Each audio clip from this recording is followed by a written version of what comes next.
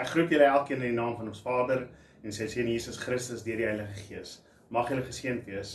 Ons lees vandag uit Nehemia hoofstuk 1 vers 1 tot en met 2 vers 8 in ons reeks oor al wat ek kan doen is bid.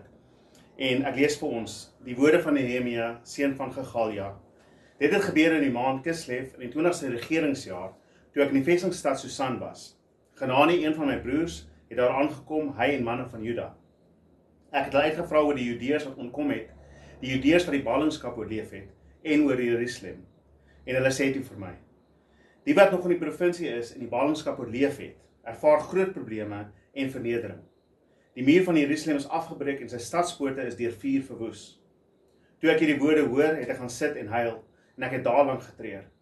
Ek het aanhou vas en voor die God van die hemel gebid, en ek het gesê, ag Here, God van die hemel, groot en onsagwekkende God, wat die verbond en trou handhaaf vir hulle wat hom lief het en sy gebooie nakom. Laat die oor asseblief aandagtig wees en die oë oop wees, om te luister na die gebed van die diensknegt wat ek dag en nag voor u bid oor die Israeliete, u diensknegte. Die gebed waarmee ek die sondes van die Israeliete bely, wat ons teen u begaan het. Ook ek en my familie het gesondig.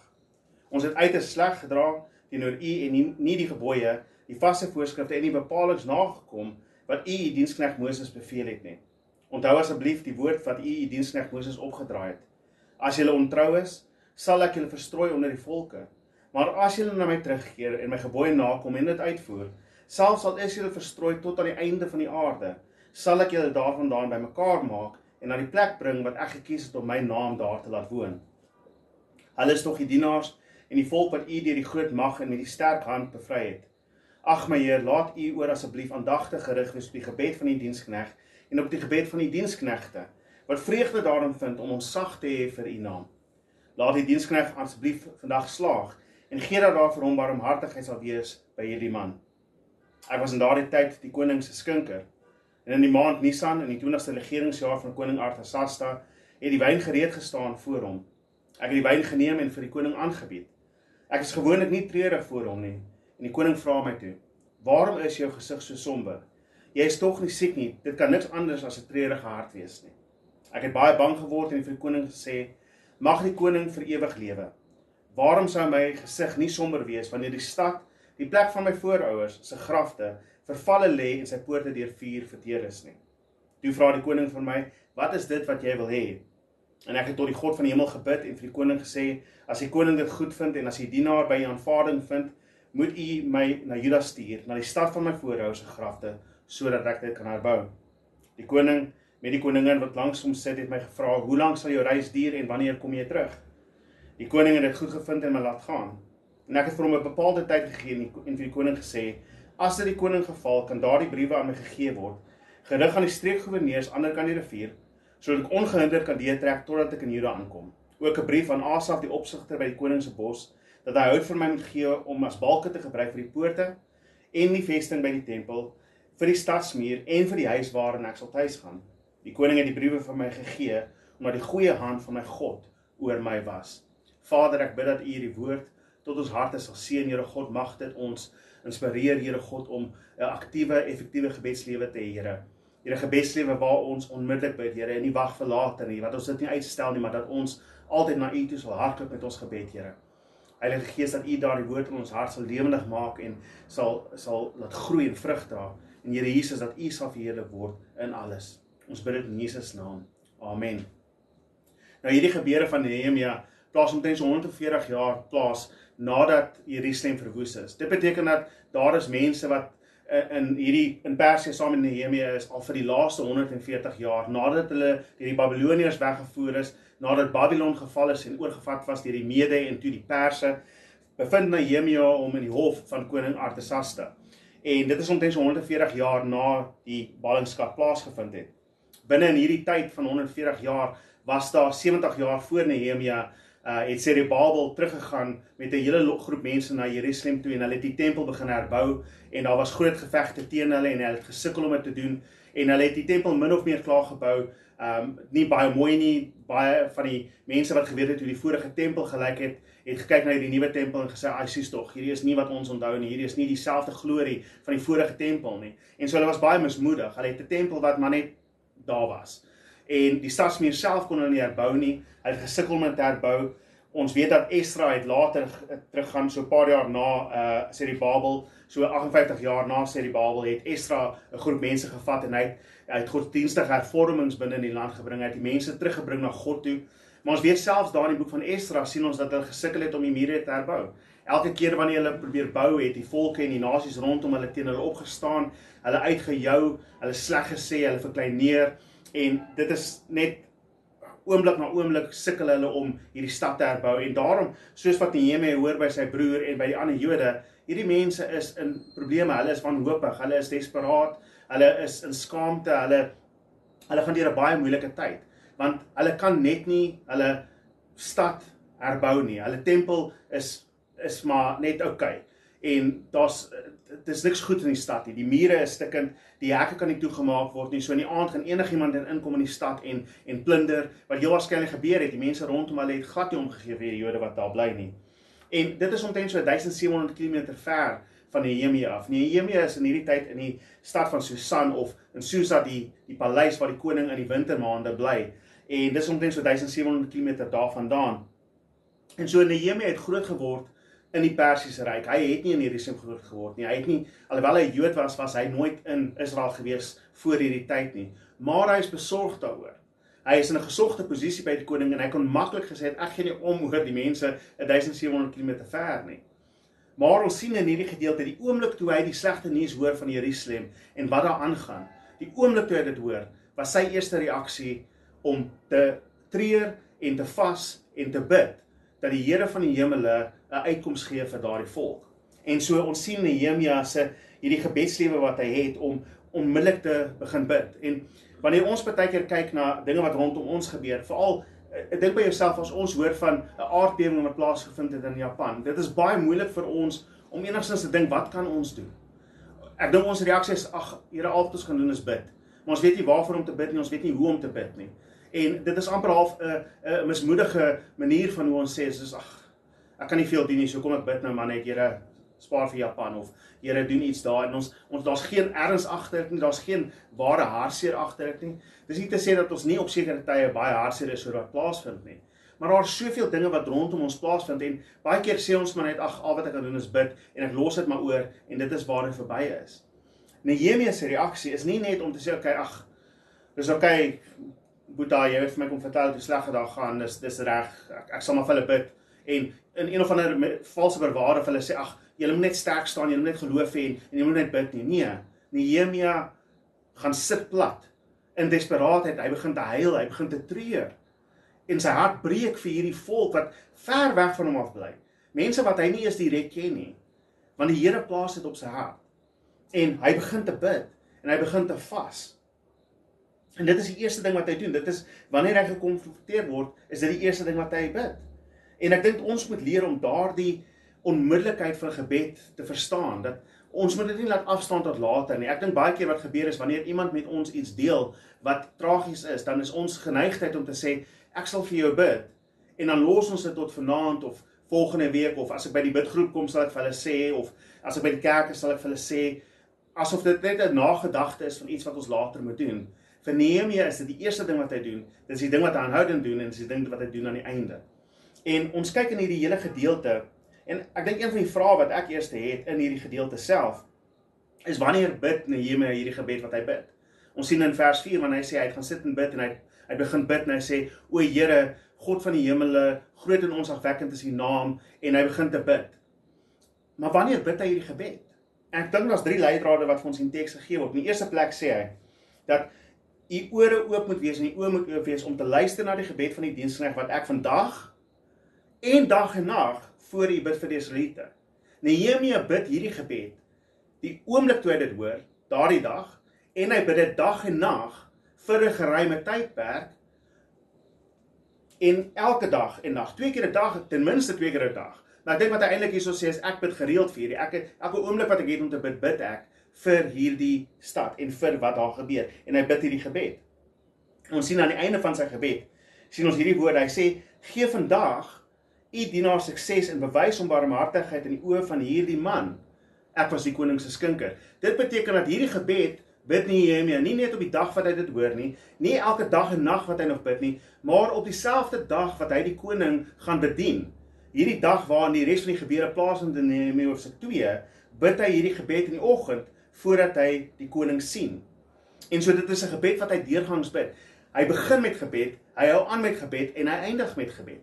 Sy lewe is gebed.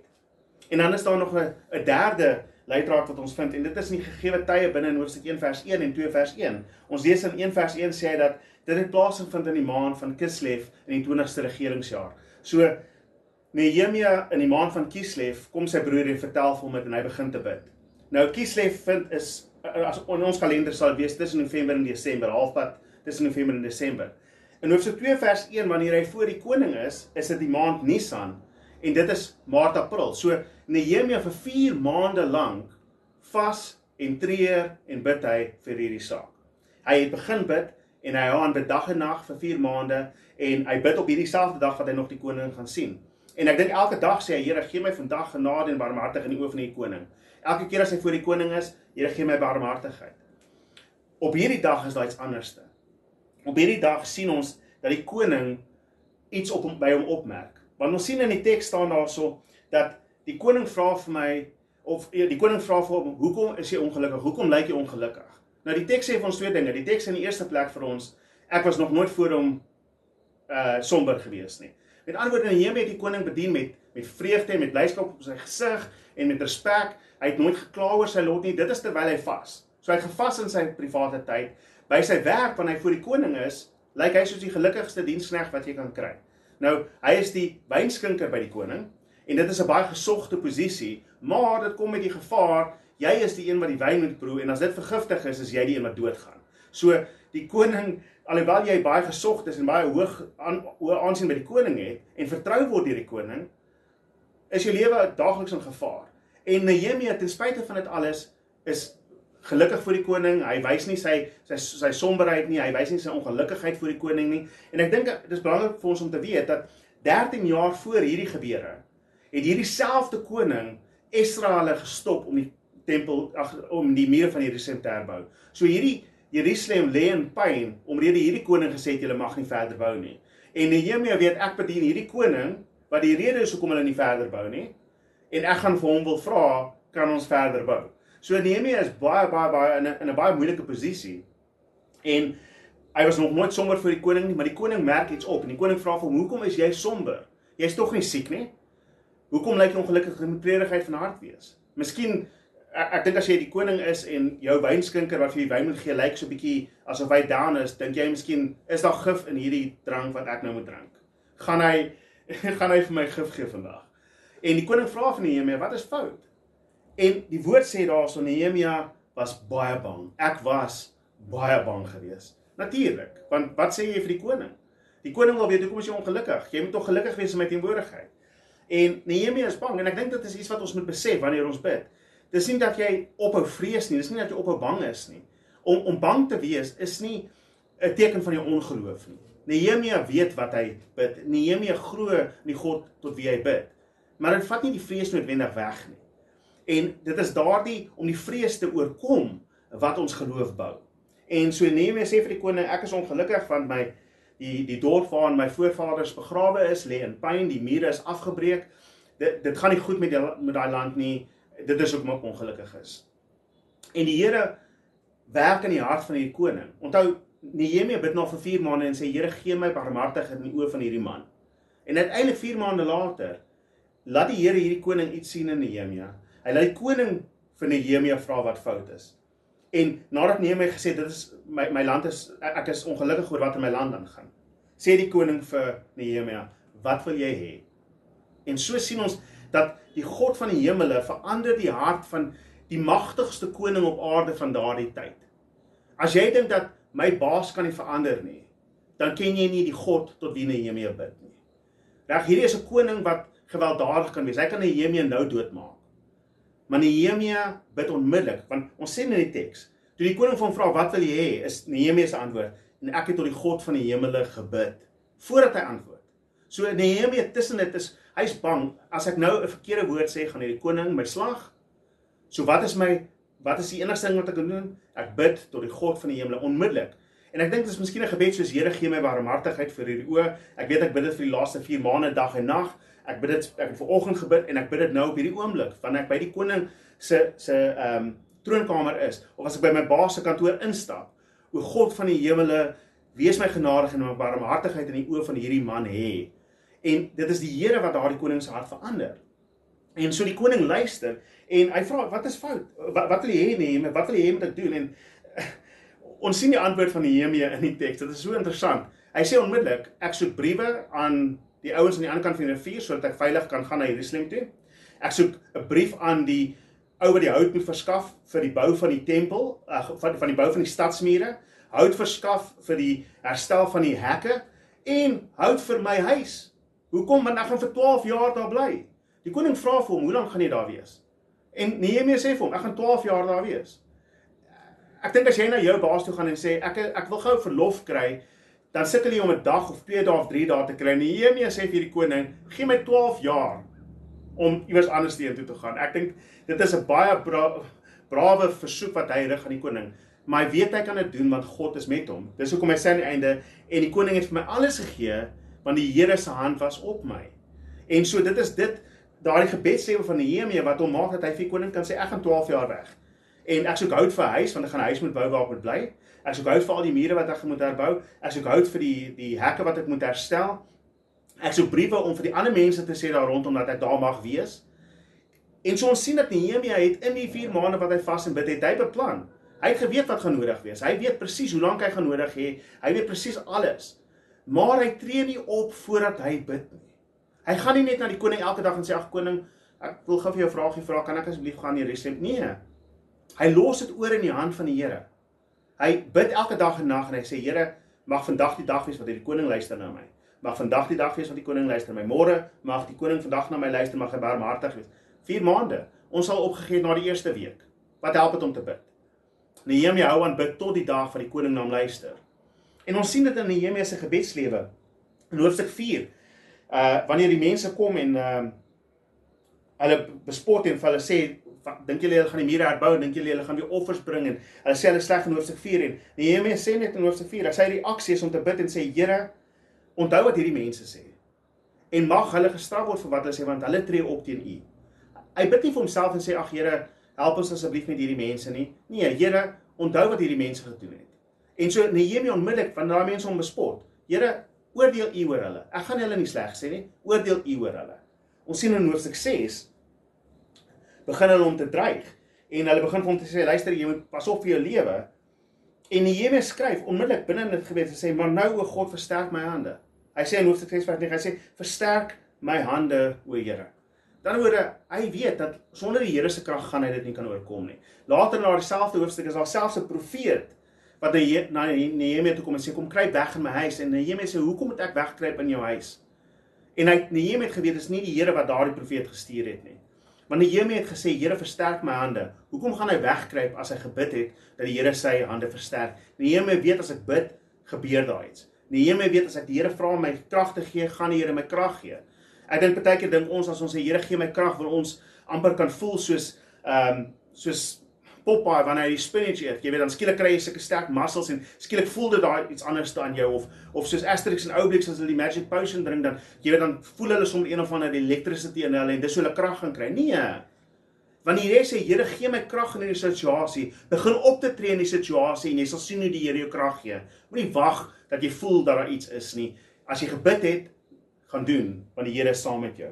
Ons sien in hoofstuk 13, sien ons ook net vlugtig, daar sit 'n paar gedeeltes, maar deurgangs Nehemia, nadat hy 12 jaar daar was, het hy teruggegaan na die koning toe, want hy het beloof hy gaan teruggaan na 12 jaar, en na geruime tyd het hy weer Jerusalem gaan besoek, en hy het uitgevind daar's korrupsie, hy het uitgevind hulle is besig om geld te verdoesel van die mense af, hy het uitgevind dat hulle is besig om sonde te pleeg, en hy is bietjie ongelukkig, en hy moet al hierdie dinge herstel. En deurgangs in hoofstuk 13 sê jy, Here, onthou my asseblief en mag my dade nie tot niet gaan nie. Here, onthou my asseblief dat dit wat ek hier geplaas het nie verkeerd gaan nie. Here, onthou hierdie mense wat sonde doen en straf hulle, want hulle is besig om die volk weg te lei. Here, onthou my vir die goeie wat ek doen vir die koninkryk. En so Nehemia het geëindig, aan die einde van sy hoofstuk, 4 keer bid hy tot die Here, en sê, Here, onthou asseblief die ding wat gebeur het. Here, onthou my in hierdie saak. ken my in hierdie saak. En so ons sien dat Nehemia hierdie effektiewe, aktiewe gebedslewe het. En ek dink die vraag van ons is, hoe kan ek daardie effektiewe gebedslewe, ek wil kan bid soos Nehemia. Ek wil kan weet dat, luister, die oomblik as iemand vir my sê iets is verkeerd, dat ek onmiddellik bid. Ek gaan dit nie los vir môre nie. Ek gaan nou bid vir die saak. En ek gaan bid totdat ek antwoord op die saak kry. En ons dink baie keer, hoe kan ek dit kry? Miskien moet ek 'n boek gaan lees en 'n boek gaan koop by die Christelike boekwinkel oor 7 sleutels tot 'n beter gebedslewe en jy kan gaan kyk na preke, jy kan kyk na hierdie reeks en vir jouself vra, is daar een of ander sleutel wat ek kan kry sodat ek kan beter bid? Is daar een of ander routine wat ek myself moet aanleer om beter te bid? Miskien dink jy as ek 'n app op my foon kan kry en daai app kan my remind om elke oggend 5 uur te bid, dan sal ek 5 uur bid. Ek beloof jou nou, jy gaan daai app install by die tweede week, want jy kan dit nie volhou nie. Want dit is nie wat jou effektief maak in jou gebed nie. Daar is 'n sleutel, daar is 'n manier hoe jy effektiewe gebedslewe kan hê. En dit is nie gekompliseerd nie, dit is nie moeilik nie. Wat dryf jou gebedslewe? Kom ek gee vir julle die sleutel. Hierdie is die eenvoudigste antwoord oor gebed in die skrif. Dit is die gebed wat Daniel bid, dit is die gebed wat Esra bid, dit is die gebed wat Nehemia hier bid, dit is 'n gebed wat ons sien deur die skrif, dit is 'n gebed wat ons sien in die psalms, dit is 'n gebed wat ons sien selfs in Onse Vader, dit is 'n gebed wat ons sien in elke gebed wat gebid word, vind ons hierdie sleutel vir 'n effektiewe, aktiewe gebedslewe. En as jy reg is vir dit, hier is dit. Glo in God van die hemele, wat groot en magtig is, standvastig in sy liefde is, en sy verbond onderhou. Dis wanneer jy effektiewe gebedslewe het. Want dink daaraan, as jy iemand sterks nodig het, dan gaan hardloop jy na die sterkste persoon en jy vra om jou te help met iets. As jy 'n antwoord nodig het op iets, dan gaan hardloop jy na die slimste persoon wat jy ken en jy gaan vra vir daai persoon vir 'n antwoord op daardie vraag. Nou as jy glo dat God, Yahweh, die koning van die hemele, die ontzagwekkende sterkste God, die allerwysste God is, hoekom sal jy nie eers na hom toe hardloop om vir hom te sê, gee my krag, gee my wysheid, help my nie. Dit is omrede ons nie altyd glo dit wat ons sê ons glo nie. Die rede hoekom Nehemia effektief bid, is omrede hy absoluut glo, my God is die God van die hemele, die almagtige, ontzagwekkende, groote God, sterk in krag, groot in wysheid, en nie net is hy die magtige God nie, hy is standvastig in sy liefde, hy is trou aan sy verbond, en hy gee om vir die mense wat hy geroep het, volgens sy naam, en daarom weet Nehemia, ek kan gaan tot hierdie God, wat lief is vir my, hierdie God wat sterk is, hierdie God wat magtig is, hierdie God wat wys is. Dit is hoekom 'n mens bid. En die rede hoekom ons nie bid nie, is omdat ons dit nie altyd glo nie. En dis moeilik vir ons om te hoor, maar dit is die waarheid, broer en suster, dit is die waarheid. Want ek sien dit baie, baie keer in myself, ek staan nie onskuldig in dit nie, ek sien dit baie mense soos, ja maar bid, ja maar glo jy.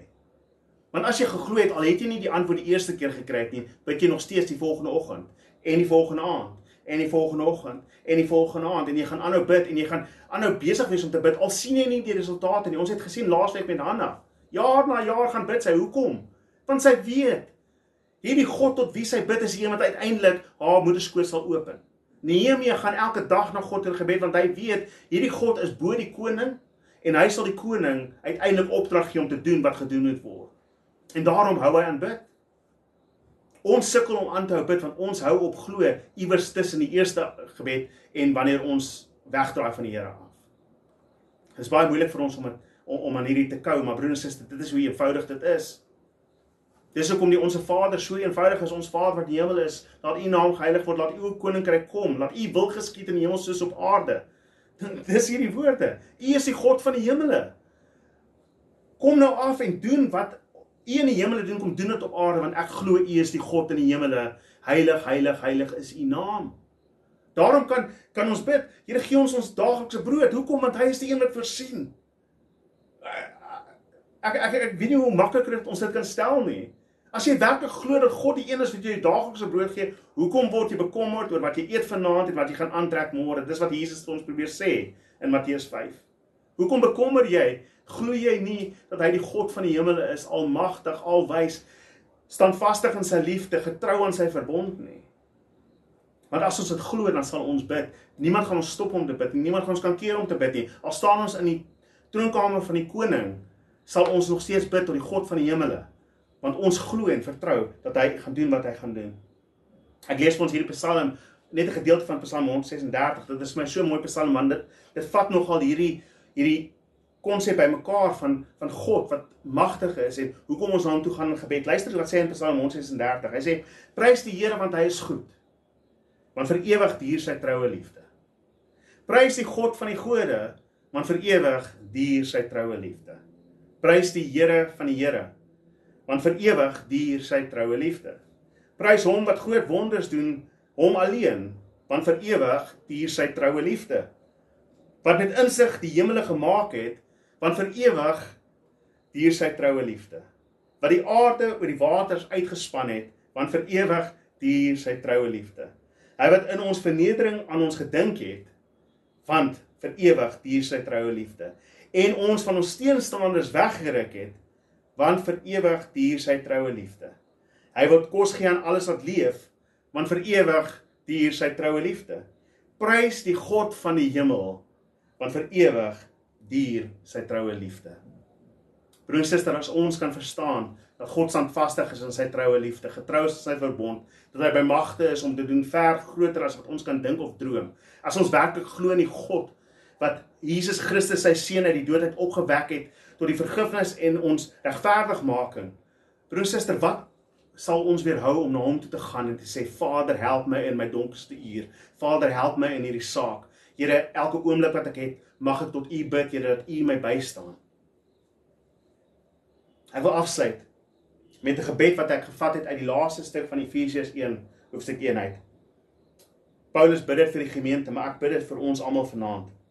En ek het so 'n bietjie woorde verander net om dit deel te maak van ons gebed vanaand. So kom ons bid hierdie gebed. Ons genadige hemelse Vader en God van die hemel. U is ons afwekkend in mag en ryk in barmhartigheid. Getrou deur geslagte heen, heerser oor die nasies en koning van heerlikheid. Heilig, heilig, heilig is u naam. Ek bid tot u in die naam van die Seun Jesus Christus, dat ons wysheid en die kennis van ons Here en Verlosser Jesus Christus deur die Heilige Gees gegee mag word. Mag die oë van ons harte verlig word, Here, sodat ons die hoop waartoe ons geroep is en die onfeilbare rykdom van die heerlike erfenis van die Seun in ons kan ken en begryp. Ja, Here, mag ons dit begryp, mag ons dit ken. Ek bid dat ons die onmeetlike grootheid van die ontzagwekkende krag teenoor ons wat glo mag ken en begryp. Volgens die werking van die grote mag wat u in Christus gewerk het, toe u hom uit die dood opgewek het, en hom aan die regterhand in die hemel laat sit het, waar hy heers oor alle heerskappy en gesag tot aan alle ewigheid. Here, mag ons weet ons bid tot Christus, wat heers en regeer as die koning van die hemele. Hy is bo alle magte en heerskappye, ja, bo elke naam wat genoem kan word, nie net in hierdie eeu nie, maar ook in die toekomstige eeu. Vader, mag ons verstaan en glo dat dit u behaag het, o God van die hemele, om alle dinge onder die voete van die Seun te plaas, en hom as hoof oor alle dinge in die kerk wat sy liggaam is te plaas. Mag ons die uitnemende standvastige liefde van ons Here Jesus Christus ken, wat alle aardse kennis oortref, en hom ken in die volheid van sy dood en opstanding, tot eer van u naam. Amen en amen. Dankie broer en suster, gaan in die seën van die Here, en mag ons glo in die God van die hemele, die ons afwekkende, magtige God, wat trou is in liefde en standvastig in liefde is, en hou vas aan sy verbond. Amen en amen.